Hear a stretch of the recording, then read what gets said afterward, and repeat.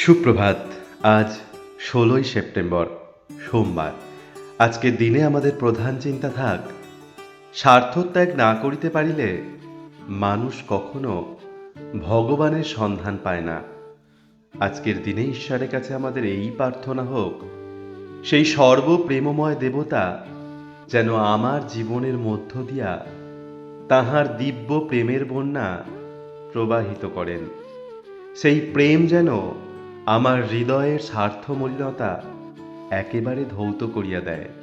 তিনি যেন আমাকে এমন নতুন দৃষ্টি দান করেন যে তাহার সহায়তায় আমি তাহাকেই সকলের মধ্যে দেখিতে পাই। আমি যেন আমার সকল আনন্দ ও পুষ্টি লাভের জন্য তাহারই দিকে তাকাইয়া থাকি। আমি যেন কখনো তাহাকে খুঁজিতে গিয়া ক্লান্ত না হইয়া পড়ি, এবং তাহার মূর্তি যেন আমার সামনে সর্বদা পরিস্ফুট ও স্থির হইয়া থাকে। আজকের দিনটি আপনাদের খুব ভালো কাটুক।